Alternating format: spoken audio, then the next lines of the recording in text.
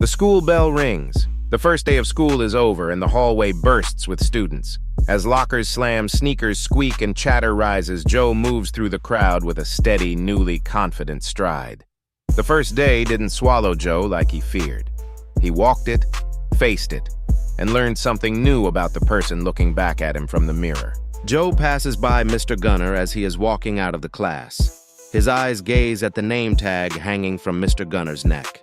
It read, Guidance Counselor. Outside at the bus ramp, Rare 9's sleek black SL500 waited, its blue headlights glowing faintly. Devante, standing in front of the car, smiling at Joe with pride. He tells Joe, "See? You made it! And you didn't just survive, you grew!" Joe, smiling back. "Thanks. I guess high school isn't as scary with the right people by your side." He waved bye to Devante as he got on the bus. He stared out the window as the bus drove off. He thought about some of the events of the day. In English class, he raised his hand and answered a question. At lunch, Joe sat with two students he had just met. They smile and exchange names. In science, Joe wrote his notes. His posture was tall and upright. In the hallway, Joe nods to a teacher and keeps moving. Courage doesn't always roar. Sometimes it's a calm step, a lifted chin, a choice to keep going. Joe boards the bus and sits by the window. They pass many city blocks before getting to Joe's neighborhood. As he sat there, his reflection overlaid the glass. He looked at the sights and continued to remain calm and thoughtful. He started thinking about passing Mr. Gunner on the way to his bus and couldn't help but remember his stature and composure. Joe smiled, his countenance brightened all the more. It was the thought of seeing Mr. Gunner's confidence as he stood tall in the hallway. This must be the guidance counselor that Rare 9 and Devante spoke of. He was even more curious about Mr. Gunner's high school story and meeting him. Joe didn't feel small anymore, nor was he afraid to face high school. He felt ready. That was a new emotion for him, a big change. Joe finally arrives home. He opens the door. His mom is in the kitchen preparing dinner as he walks in. Joe greets his mother with a hug. "Hey, champ, she says you're a first-day survivor. How was it?" His dad walks in and says, "Come on, Joe, sit down and tell us everything." Joe drops his backpack and sits. He takes a breath, then with a spark of pride, he says, It went better than I thought. I met some new people, answered a question in English. I did my work in science, and I met some new friends at lunch. It wasn't my normal. I didn't hide or shy away. I embraced the newness. It didn't start off that way, though. I was given some divine help. That's my son, his mom says softly. She began to place food on his plate as they talked. Divine help? What do you mean, Joe? Please explain. Well, something amazing happened to me this morning. Joe said, "Two people found me when I was nervous. Rare 9 and Devante. They talked to me and they helped me to see myself differently. We had a very long conversation and I learned a lot from them about myself, my situation, and life as a whole." His dad became curious as he spoke. Rare 9 and Devante? Who are they, he thought. Joe explained more. Yeah, they gave me this card. They're mentors from this mentorship organization. By the time they finished talking to me, the fear that I had suddenly left. I couldn't believe it at first. But then something happened. I was walking into the school when the bell rang. There were these seniors who tried to test me. They thought I was new prey. They approached me with an attempt to get me to join in on their foolery. The old me would have possibly fell for it, but I didn't. I told them that I respected myself and others too much to play games and get in trouble with them and their little gang. His parents exchange a look, one of pride and relief. Mom tells Joe, "We're proud of you, son. High school can be a maze. I'm glad you found some direction and your own voice.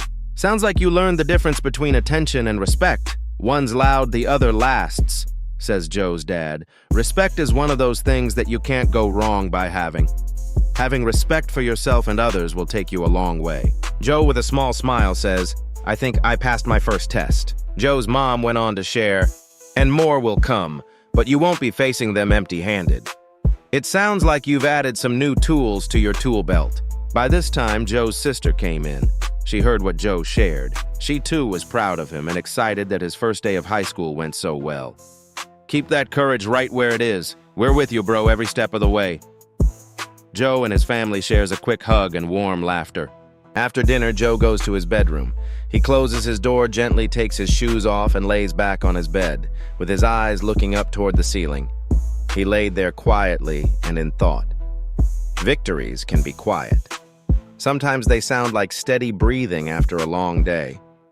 Joe lays there on his bed and begins to think about the events of the day. Joe remembers taking his first steps getting off the bus. He moved as if he was walking in slow motion. The thought of his first day at high school was a big hesitation he had ever faced. There wasn't an ounce of excitement to be found. More thoughts came to Joe. He remembered seeing Rare 9 and Devante getting out of their shiny black car and walking towards the bus ramp. He had no idea who they were. Neither did he expect to have a conversation with them. There were many positive words and inspiration they imparted. Rare 9 had stepped forward first and said, "Your individuality is your greatest strength. You're hiding in the shadows because you're worried about what other people think. But they're not the ones you should be concerned about. The most important person you need to believe in is you." Devante nodded in agreement. "We see qualities in you that you don't see in yourself. You have a quiet strength, a gentle spirit, and a deep well of empathy. Those aren't weaknesses, Joe, they're gifts. Everything starts with believing," he said. "It's your time to start living and not hiding. It's time to show the world who you really are." Devante added, "Fear will not help you, Joe. It will only hinder your progress and delay your success. You have the courage inside you. You just need to choose to use it." Joe had no idea of what was coming next.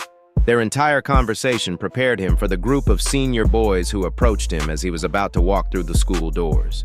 They were pretending to befriend Joe so that he could join them and get caught up in their foolery.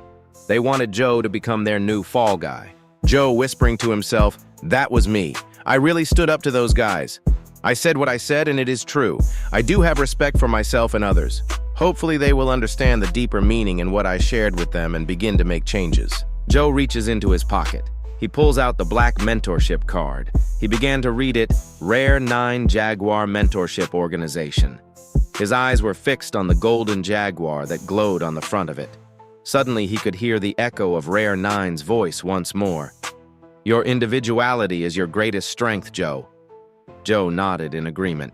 Next, Joe heard the echo of Devante's voice. "Fear won't help you, Joe. The courage is already inside of you. Choose it." Once again, Joe is in agreement of what he is hearing. He says softly, "I choose the courage that is inside of me." Then another echo from Rare 9 pushed forth. "Never settle for less when you can achieve the best." This was definitely a reminder that Joe could hear every day. He spoke again softly. "I will never settle for less because I will achieve the best." Joe continues to run his thumb over the jaguar emblem that is engraved on the card. His breathing evens.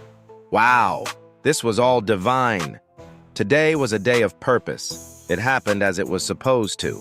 "I got it," he says softly. Joe didn't need the whole road mapped.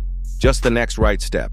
He was now ready to take not one step, but every step needed to become who he was purposed to be. Joe has seen the light in his future, and this changed everything. Night seeps in around the blinds, and the streetlights glow through his bedroom window. The hour had grew late. A question popped in his head. If there was one test today, what about tomorrow? And the day after that? Joe's expression shifts. Calm, then thoughtful, then steady. He says boldly, "If it comes, I'm ready to answer." He holds the card tightly in his hand. The jaguar emblem was faced up. Suddenly, there is a gentle knock on his bedroom door. The door cracks open and his mom peeks in. "Are you good, my love?" she asks. Joe sits up slightly and smiles. "Yes, I'm good, Mom. Thanks for checking." "Always," she said. "Just remember to sleep on the good parts, son. We'll handle the rest tomorrow." And she gently closed his door. Joe laid there. He had faced his first high school storm and found steady ground. High school holds whole seasons ahead, sun, rain, and everything between. But with mentors to help guide him, family to help anchor, and the courage to choose, Joe knew one truth. He wouldn't be walking this road alone. "I got this. Yes, I got this."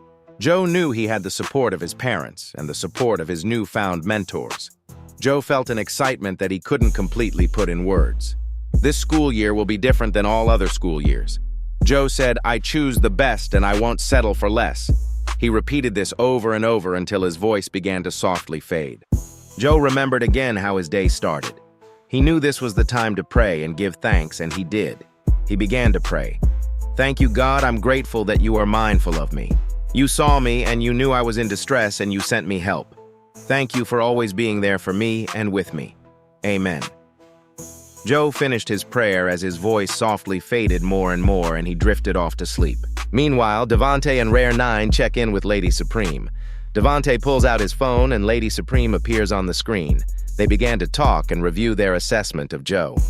Rare 9 states, "Problem identified, a young man overwhelmed by fear and the pressure of a new school year." Devante added, "Aid rendered. We provided him with direction, a new perspective on himself, and a tangible link to our team. Plus, he's at a high school where Gunnar is the guidance counselor. He'll help him too." Rare 9. Outcome, he's no longer hiding. He walked into his new school with courage and a plan. Devante smiled. "It's the start of a new school year, a new chapter for him. It's a new lesson for us all," Rare 9 added with a thoughtful look on his face. "You've done good, gentlemen, you've done good. I'll see you on the next adventure," said Lady Supreme. Then she signed off. The two look at each other and said, "Another mission down and another to come." "Let's go, Angel Boy," said Rare 9 as they drove off. Tune in next week as the adventures of Rare 9 continues. And don't forget to like, comment, and subscribe. Until next time, never settle for less when you can achieve the best. Thanks for watching.